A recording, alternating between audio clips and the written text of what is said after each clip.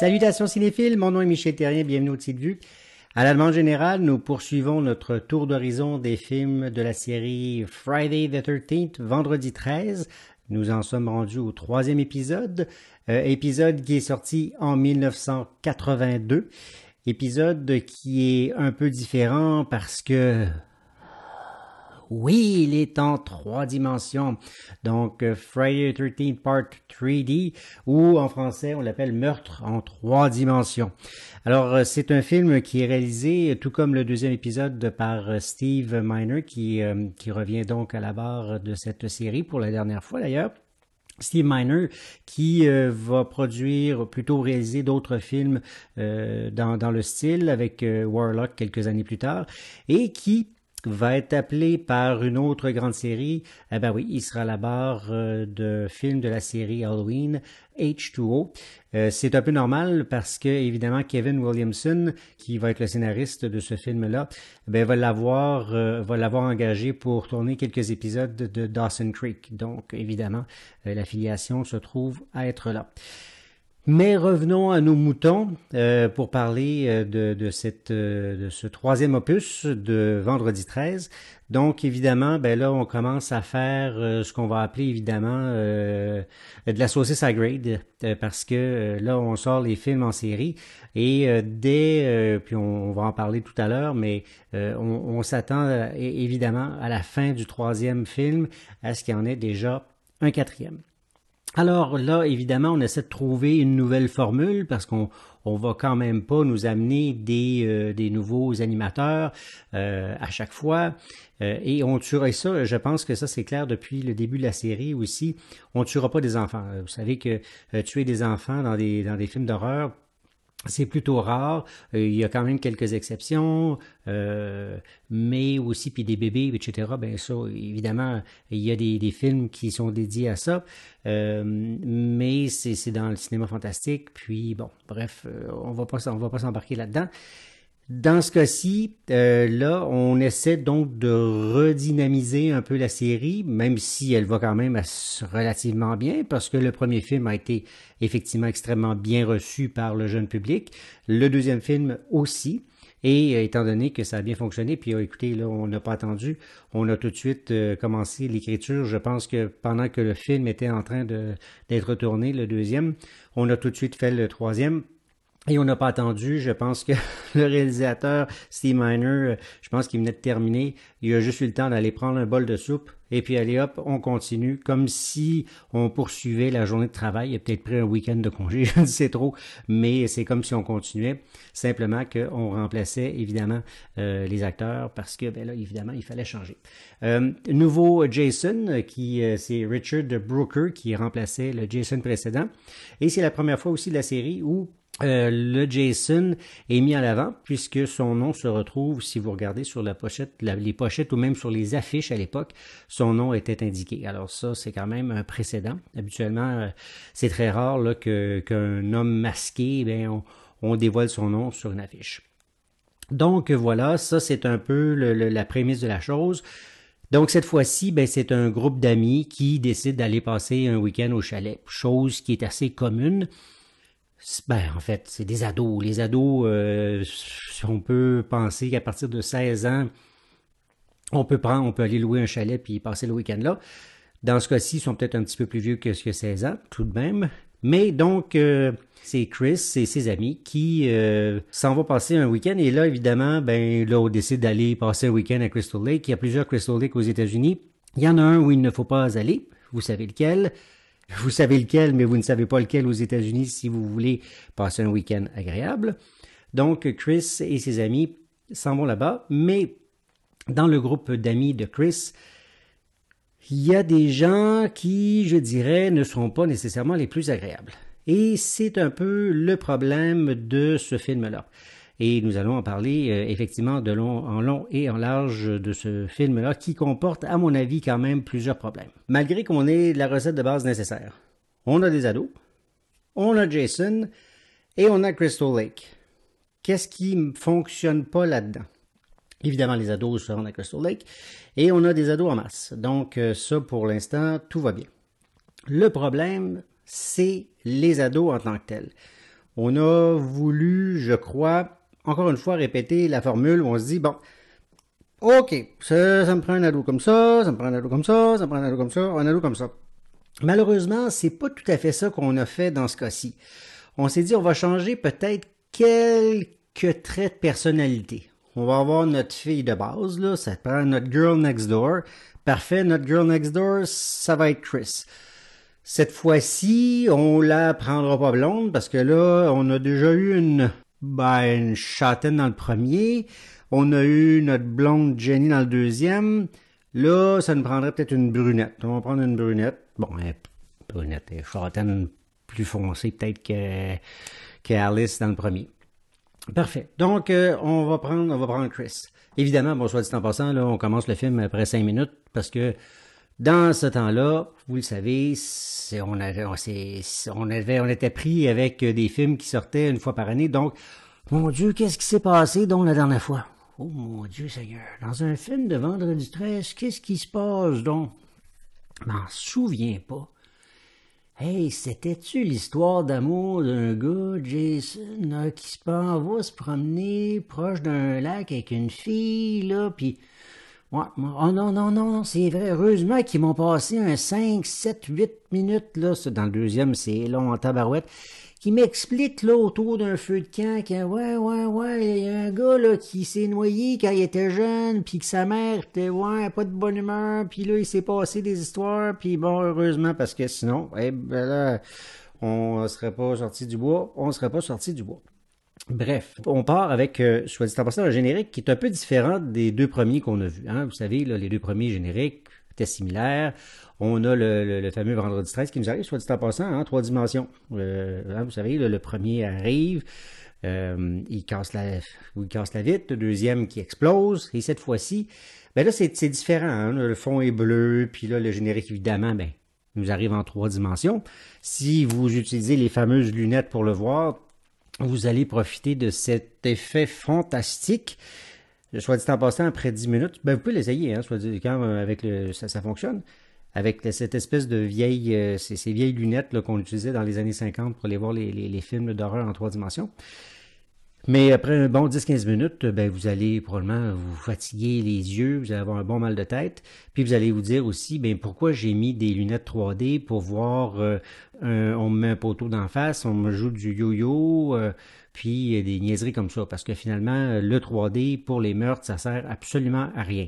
Soit dit, les films d'horreur en 3D, il y en a eu quelques-uns. Il y a eu quelques films d'horreur. Il y a eu quelques films en 3D. Il y a eu une époque là où on nous sortait du 3D, puis finalement, c'est presque mort de sa belle mort parce que le 3D, ça sert presque à rien, là. Sauf quand c'est quand même bien fait.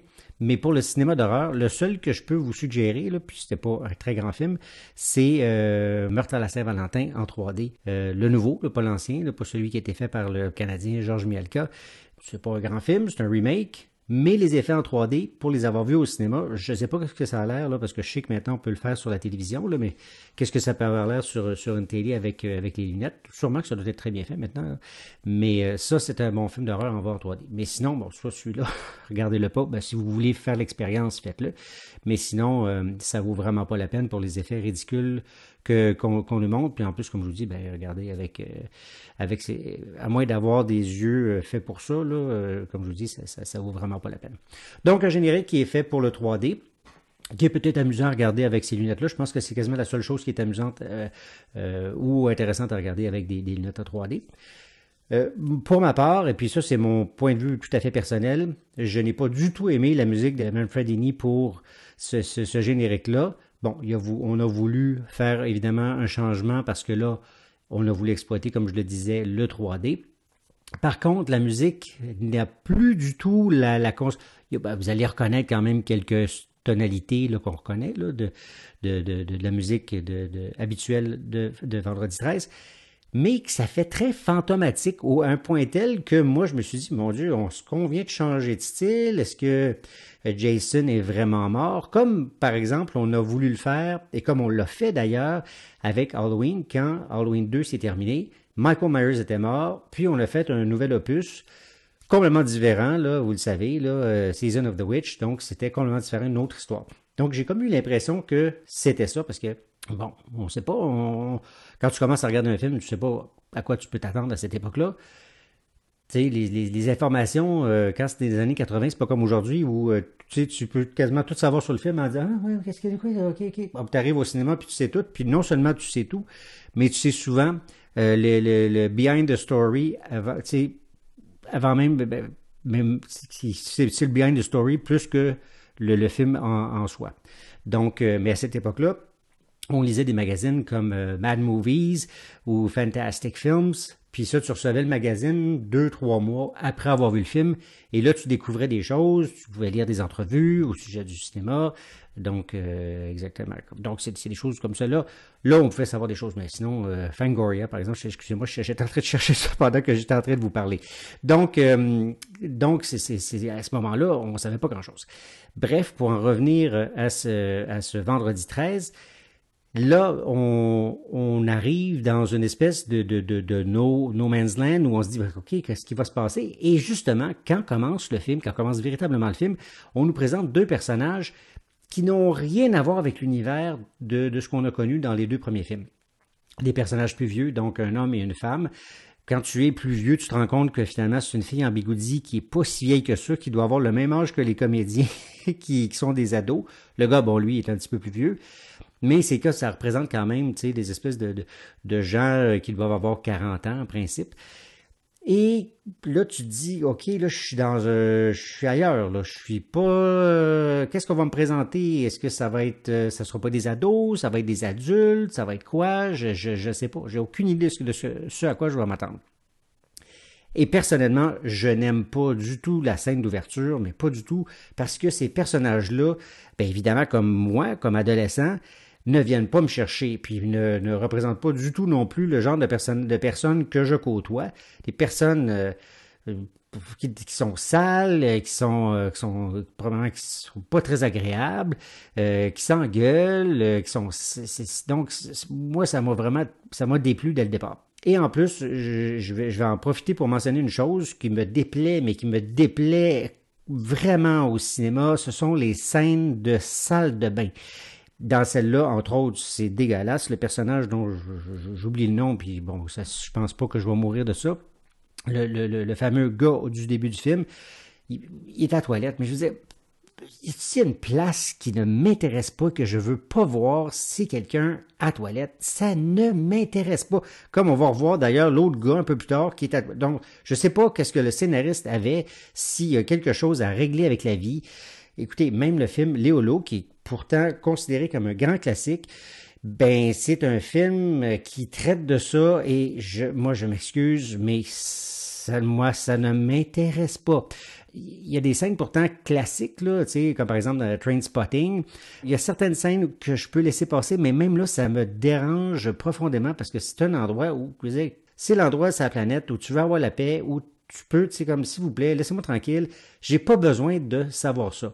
Même des scènes comme aussi ridicules que dans GoldenEye, où quand James Bond arrive, puis le gars est assis sur la bolle, non merci, garde, arrive ailleurs, je sais pas, mais moi, ça me déplaît complètement. Et c'est pas la seule scène d'ailleurs qui se passe sur un bol de toilette, pas sur un bol de toilette, mais dans une salle de bain. Pas dans une salle de bain, là, mais vraiment assis sur le bol ou peu importe, dans cette série-là, ça me déplaît. Une des pires scènes dans les films d'horreur dans ce style-là, là, je sais que je déborde, c'est dans Sleepaway Camp 2. C'est épouvantable. Je comprends que tu veux horrifier le public, mais il y a des limites. Je veux dire, la merde, on garde ça là où ça va. Bref, voilà, c'était un aparté. Soit dit en passant, il y a, et puis peut-être pour ça que Steve Miner a hérité du travail de travailler sur Halloween. Je ne sais pas si vous avez remarqué ou si vous le remarquerez en regardant ce film-là. C'est le film dans lequel Jason prend un cours de comment je deviens un tueur en série en imitant Michael Myers. Dans le premier film, vous le savez, on ne le répétera pas, ce n'est pas lui, c'est Pamela Voorhees qui est la tueuse. Parfait, on a réglé ça.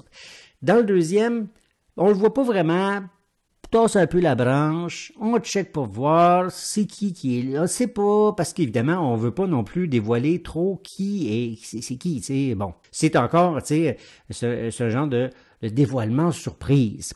Là, on sait que c'est Jason qui est le meurtrier dans ce film-là. Là, évidemment, ben, on a bien compris que à la fin du deuxième film, il y a plus son fameux sac de patates. Alors là, il y a son fameux visage, mais bon, on ne veut pas le montrer trop. Alors, vous remarquerez que si vous regardez vraiment le film comme il faut, eh bien, je l'avais vraiment pas remarqué la première fois, puis ni peut-être la deuxième fois, je l'ai vraiment remarqué en le regardant à nouveau. Il y a vraiment le même style. Steve Miner a vraiment utilisé le même style que Carpenter, évidemment avec beaucoup moins de talent. Mais dans ce film-là, Jason est souvent caché en arrière-plan, on lui voit une épaule, donc il est caché un peu, mais on l'aperçoit, tu sais, au lieu de la fameuse surprise à laquelle Jason nous a habitués dans les films qu'on a vus et qui vont venir, celui-là, il y a quand même une espèce d'aspect de suspense qui est pas désagréable, mais qui est comme surprenant quand on y pense. Donc, voilà. Et d'ailleurs, vous remarquerez qu'une des premières scènes, vraiment au tout début, là, quand il y a la fameuse fille avec ses rouleaux sur la tête, elle regarde dehors et elle est en train de faire sécher ses draps. Puis, je ne sais pas si ça vous rappelle une scène. Moi, ça m'a tout de suite fait penser à la scène où Laurie regarde par la fenêtre dans le film Halloween original et puis que Michael est dans les draps. Donc, il y a plusieurs scènes comme ça là. Bref, revenons aussi, ben là, pas revenons, mais continuons notre discussion où je parlais justement des fameux ados qui s'en vont. Donc, rencontre avec, on va chercher Vera, et là, c'est la présentation des différents personnages. Soit dit en passant, les trois filles, c'est difficile de dire qui est qui, là, de savoir Debbie, je me souviens plus de leur nom, c'est pas compliqué, ils se ressemblent toutes. Puis Chris, il a fallu que je note son nom parce que je ne m'en souvenais plus. C'est vraiment le film, je me dis, ah oui, cette scène-là, c'était dans quel film? C'était dans le 4, c'était dans le 4. Puis là, en le regardant, je dis, hey, pas dans le 4, c'est dans le 3. J'étais sûr, par exemple, la fille, là, Debbie, la scène de la douche, j'étais convaincu que c'était dans le 4. Puis là, je regarde la 4, parce que j'ai regardé le 4 il y a quelques temps, puis justement, un certain vendredi 13, je dis, rien, c'est où la fille de la douche? Ah, ben non, elle n'est pas là pantoute. Puis là, on regarde dans le 3. Ah, elle est là, Debbie. Ben oui, elle est là, Debbie. J'avais complètement oublié que Debbie était dans le 3. Complètement oublié ça, moi, que Debbie était dans le 3. Parce que ce film-là, je l'oublie. Je l'oublie complètement. Il y a quand même des bonnes choses dans ce film-là, mais il y a des choses vraiment mauvaises, à un point tel que c'est plate parce que il y a des choses qui me plaisent et qui me disent, ah, il faudrait que je le regarde, puis il y a des choses qui me disent, oh, mon Dieu, il y a des choses qui me déplaisent au plus haut point. Donc, parlons-en. Première chose, c'est le maudit Shelly. Shelly, là, c'est le gars, écoutez, on a déjà eu droit à deux personnages très antipathiques au début du film, et la plupart des personnages de ce scénario-là, de ce film-là, sont antipathiques, s'il vous plaît. En parlant des trois méchants qui vont venir plus tard, ça là, c'en est-tu du gossage, s'il vous plaît? Oui, en mettez-en. Puis là, t'as le maudit Shelly. Oh my God, Shelly. Écoute, je n'ose même pas, je veux pas aller plus loin que ça parce que ça va être de la médisance de parler de ce gars-là. Je sais pas si c'est parce qu'il joue mal. Tu sais, des fois, t'as des gars qui sont antipathiques. Tu sais, puis tu vas vouloir t'attacher. Oh, pauvre gars. Non, pas pauvre gars. C'est comme, hey, Jason, s'il vous plaît. Attendez un peu. Jason, s'il vous plaît. Shelly, tu peux-tu comme, tout de suite, parce que j'ai plus capable de Shelly, et plus capable de Shelly, même que j'ai quasiment le goût d'appeler à chaque fois que je regarde le film pour dire, hey, tu peux-tu faire une nouvelle version où Shelly, là, il est même pas là. Tu sais, c'est genre, va fouiller dans sa boîte à gadgets, là, puis pogne-y tout de suite son masque pour t'en débarrasser de Shelly. C'est comme, s'il vous plaît, on se débarrasse de Shelly. Bon, on va quand même passer à autre chose. Donc, on arrive à ce fameux chalet. Ah, mais avant d'arriver à ce chalet-là, c'est parce que c'est pas fini. C'est pas fini. Parce que, outre ces personnages fantastiques dont je viens de parler, c'est pas fini, parce que dans Van, parce que là, ils s'en vont dans une van, et c'est correct, la van, c'est très, très années 80. Dans Van, t'as les deux Cheech and Chong. Bon, évidemment, c'est pas deux gars, là, il y a le gars pis sa blonde, là, mais ces deux tatas-là, c'est-tu assez inutile, parce que moi, là, ça, c'est une autre affaire. Je vous ai parlé des toilettes tantôt. Mais les poteux, ça, c'est une autre affaire qui me tanne, mais qui m'agace au plus haut point. Alors donc, ça, mais vraiment, tu peux être drôle, tu peux, tu sais, je dis, quand tu regardes, mettons, un film, là, je vais faire exprès, là, j'oublie le titre, en tout cas, c'est pas grave, là, où c'est vraiment là-dessus, tu mets l'accent là-dessus, puis c'est fait là-dessus, puis bon, puis des fois il y a des films qui sont, tu sais, sur le cartel de la drogue, puis etc. Parfait, c'est excellent. Puis si tu veux faire une comédie là-dessus, puis que c'est bien fait, puis que c'est bien joué, puis que tu as un bon gag, pas de problème. Mais quand tu me sacs des gars puis des filles qui font usage... Écoute, regarde, ce sont des ados, j'ai pas de problème avec ça, je peux très bien comprendre qu'on parle de sexe, de drogue, d'alcool, puis de tout ça. Tu sais, c'est sex, drugs and rock'n'roll, c'est ça le film d'horreur, là. Tu sais, le rock'n'roll, tu le remplaces par les meurtres, là. Je comprends. Mais là, il n'y a pas d'humour là-dedans. Ces deux zouaves-là, ça aussi, tu mets ça dans le bac à recyclage, même pas bac à recyclage, mets ça dans les poubelles, puis enfouis ça dans la terre bien loin. Je ne veux pas voir ça, ça me tape ses nerfs, bien raide. Bref. Alors, ce beau monde-là, puis d'ailleurs, soit dit en passant, ces gens-là ont l'air d'avoir 40 ans, puis avec une... D'où c'est qu'ils sortent? On dirait qu'ils sont égarés, vraiment égarés, qu'ils sont dans le truck, puis c'est pas leurs amis, non seulement c'est pas leurs amis, qui c'est qui voudrait être leurs amis? En tout cas, ces gens-là ils s'en vont et ils se retrouvent à Crystal Lake après avoir croisé un vieux bonhomme qui a un œil dans les mains, puis évidemment, il faut qu'il nous le montre en 3D. Et là, bon, tout le monde s'installe et la fameuse Chris qui a des souvenirs incroyables d'un passé qu'on va comprendre un peu plus tard. Bon, ça, à la limite, c'est un peu intéressant parce que tu as un petit peu d'émotion. Mais sinon, là, tout ce qui se passe après, aucun intérêt. Aucun intérêt. Les personnages n'ont pas d'interaction ensemble. Vous remarquerez, ils n'ont pas d'interaction. Tout le monde, c'est un bout ensemble, un petit bout ensemble, d'habiller avec son chum. Les autres se parlent pas trop. Fait que, c'est-tu des amis? Ou bien ils sont juste comme cotisés pour donner, hey, il m'a donné 5$. Moi, aller à Crystal Lake pour payer ton gaz. Ça ressemble pas mal à ça. Et là arrivent les trois tatas, les trois bandits, là, un qui ressemble à Isaac Hayes, l'autre qui ressemble à la mère dans Cosby Show, mais en méchante, puis l'autre qui ressemble au méchant dans Grease. Écoute, c'est comme... J'ai de la misère, je peux pas croire là que tu peux écrire des personnages aussi mauvais. C'est soit que t'es mal écrits, ou qui sont mal joués, ou mal dirigés, ou tout ça mis ensemble. Et ce qui est fantastique, c'est qu'on s'est dit, hey, où est-ce qu'on pourrait tuer tout ce monde-là? On trouve-tu quelque chose d'original? Genre, il y en a un qui va mourir dans le bois, un qui va mourir au restaurant, un qui va mourir à la plage, l'autre dans l'eau. Non! On va toutes les faire mourir dans la grange. Puis la fille, la toffe, là, elle arrive dans la grange, puis hey, elle check ça, elle. Puis elle dit, mon Dieu, ça a l'air bien le fun, toutes ces affaires-là. Un petit outil, une petite affaire, comme, hey, c'est une toffe, ça. Elle est toffe, puis elle rigole, puis elle touche à tout, puis elle a donc bien du fun. Hey, my God, je te dis que c'est toute une scène, ça. Il y avait un beau 5 minutes à perdre. La fille, c'est comme si la fille arrivait, puis elle dit, c'est comme s'il l'avait filmé en train de toucher aux props. C'est comme si, hey, c'est bien cool, vous avez trouvé des petits, des filets puis des marteaux. C'est le fun, c'est bien cool. Je travaille sur vendredi 13 puis je pense que j'ai fumé de la drogue des amis de Cheech et Chong. Ridicule.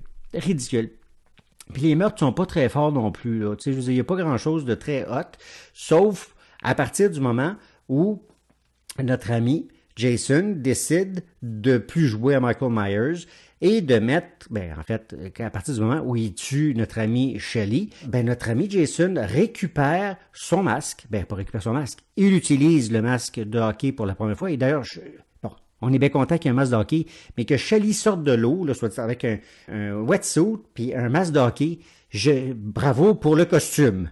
Vraiment, Shelly à l'Halloween, j'aimerais ça de voir. Donc, notre ami Jason arrive pour la première fois.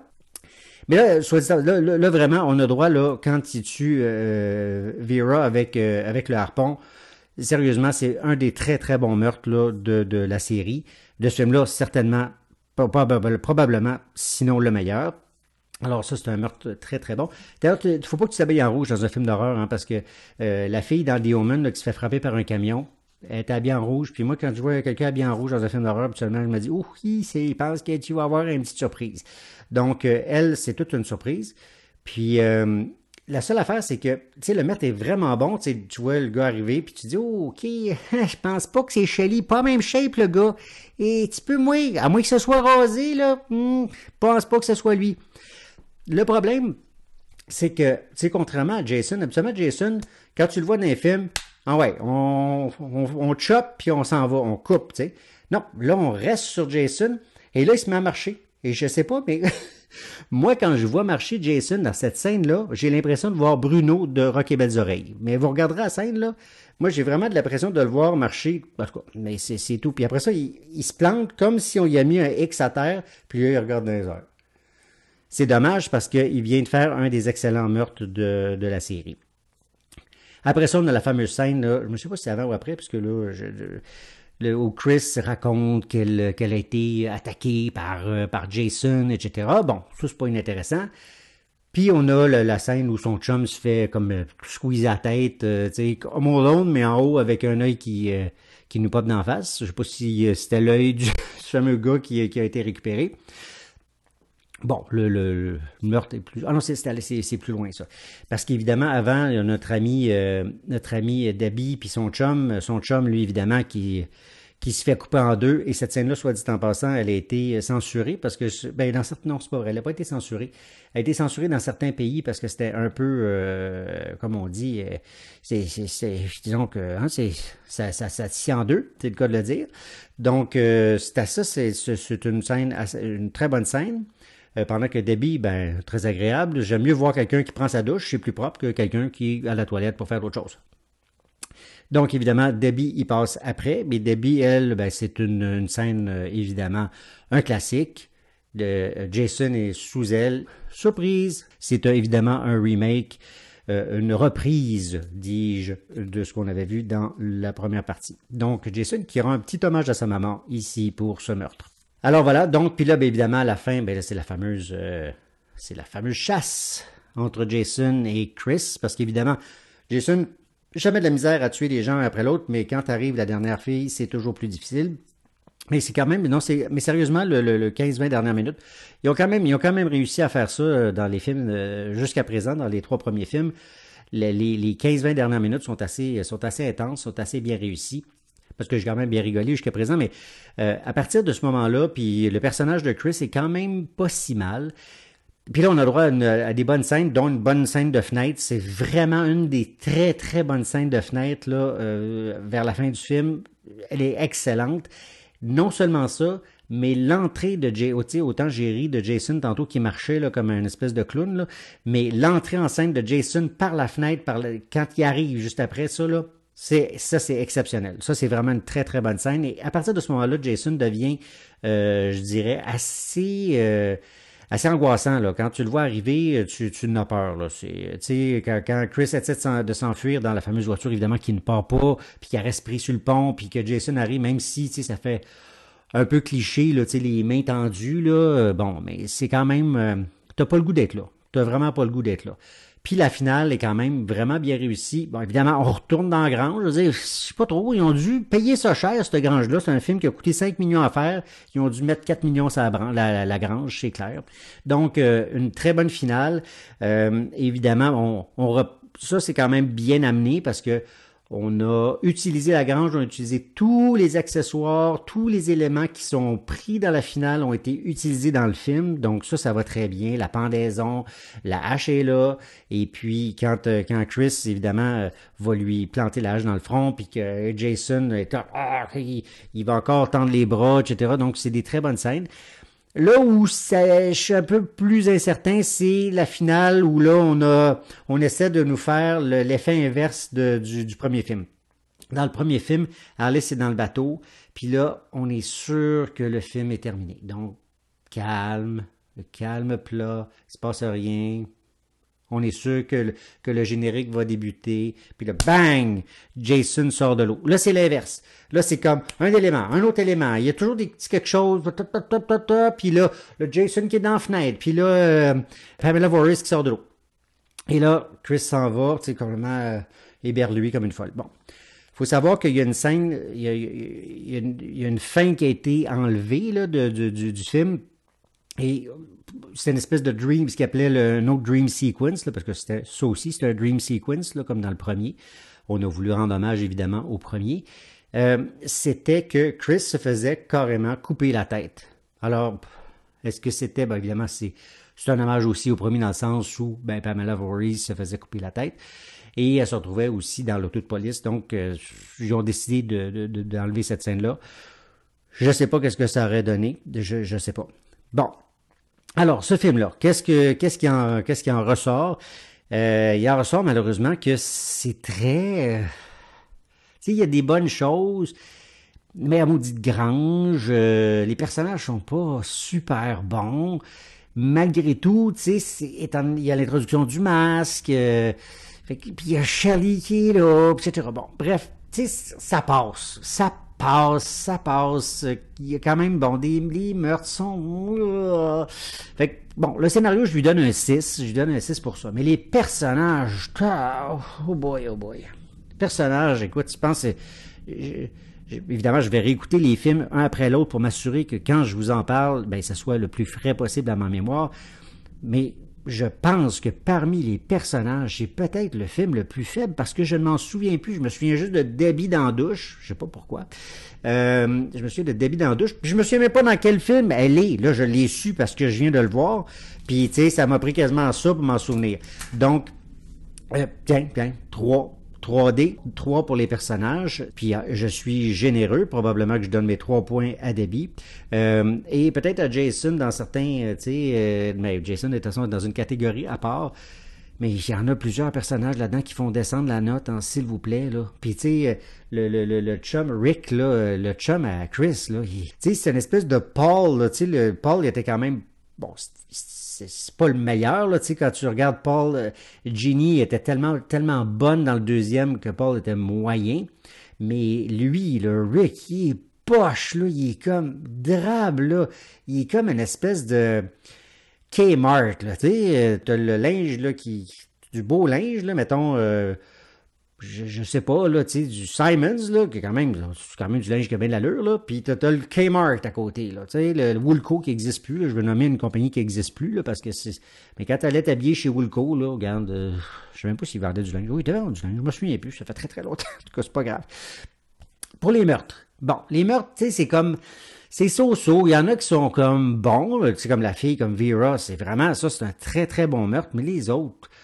Fait que bref, c'est moyen. Pour moi, c'est un 5 pour les meurtres. Pour Jason, Jason, il joue à Michael Myers. Il devient bon à la fin. Pour moi, il y a la note de passage là-dedans, même si, tu sais, pour une fois, il commence à porter son masque, puis c'est quand même pas, c'est pas négligeable, mais c'est un 6 pour Jason là-dedans.